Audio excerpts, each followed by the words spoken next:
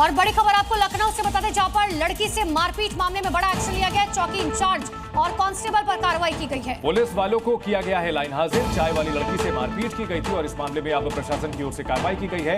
इस मारपीट का वीडियो भी सामने आया था। चौकी इंचार्ज और कांस्टेबल पर यह कार्रवाई की गई है। देखिए, ये वीडियो सामने आया था जिसमें पुलिस वाले यहां चाय वाली लड़की के साथ मारपीट करते हुए उसके साथ बदसलूकी करते हुए नजर आए थे।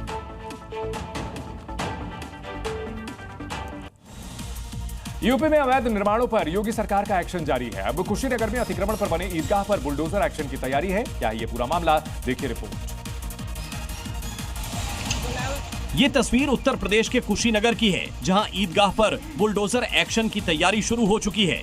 दरअसल यहां सरकारी जमीन पर मस्जिद और ईदगाह बनाए गए थे, जिसे प्रशासन ने हटाने के लिए नोटिस दिया, लेकिन मस्जिद कमेटी ने फैसले को कोर्ट में चुनौती दी। सुनवाई के दौरान मस्जिद पर एडीएम कोर्ट ने फैसला सुनाते हुए अवैध कब्जे पर बने निर्माण को हटाने की बात कही। इस दौरान कोर्ट ने मुस्लिम पक्ष की सभी दलीलों को खारिज कर दिया। दरअसल सरकारी जमीन पर कब्जा कर मस्जिद और ईदगाह का निर्माण किया गया था। और आइए मॉर्निंग जी में आपको दिखाते हैं राजनीति से जुड़ी हुई 5 बड़ी खबरें।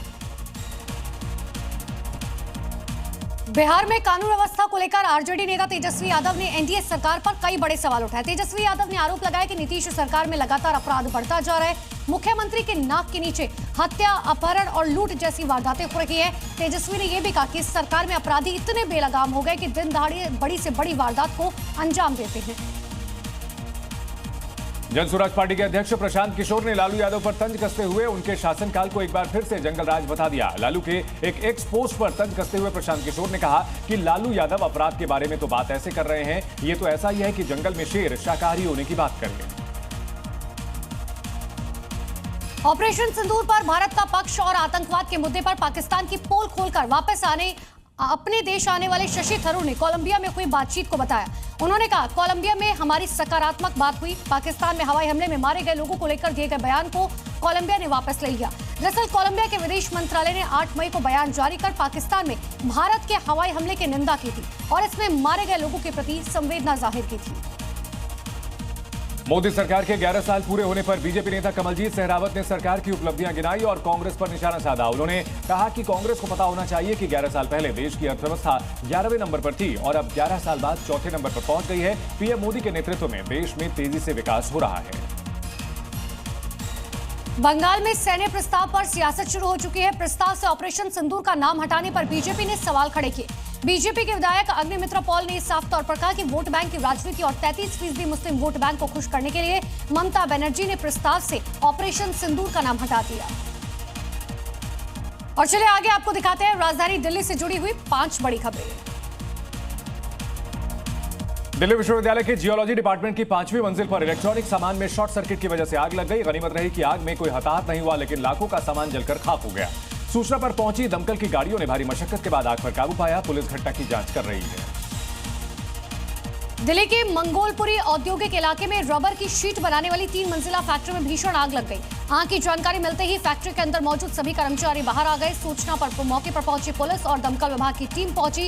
इतना ही नहीं, भारी मशक्कत के बाद 11 दमकल की गाड़ियों ने करीबन 6 घंटे के बाद आग पर काबू पाया। वहीं कूलिंग का कार्य देर शाम तक चलता रहा। उत्तर भारत भीषण गर्मी की चपेट में है। दिल्ली से लेकर पंजाब, हरियाणा और राजस्थान तक लू का प्रकोप जारी है। दिल्ली में मंगलवार को पारा 45 डिग्री सेल्सियस के पार हो गया। मौसम विभाग ने हीट वेव कंडीशन को लेकर ऑरेंज अलर्ट जारी किया है। आईएमडी ने कहा कि अगले 4 से 5 दिन के दौरान उत्तर पश्चिम भारत में हीट वेव की स्थिति बने रहने की आशंका है।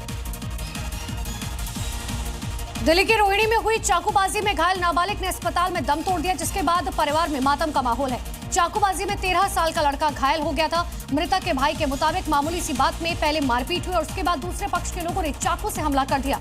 पुलिस ने घटना के बाद 3 नाबालिगों को गिरफ्तार कर लिया। दिल्ली के बाहरी जिला में पुलिस ने अवैध बांग्लादेशियों के खिलाफ बड़ी कार्रवाई की। पुलिस ने 242 बांग्लादेशी नागरिकों को गिरफ्तार किया जो अवैध रूप से भारत की सीमा में प्रवेश कर यहां रह रहे थे। पुलिस के मुताबिक बाहरी जिले की विदेशी सेल को मंगोलपुरी रेलवे लाइन के पास बांग्लादेशियों की आवाजाही की गुप्त जानकारी मिली थी, जिसके बाद पुलिस की टीम मौके पर पहुंची और संदिग्ध लोगों को गिरफ्तार किया।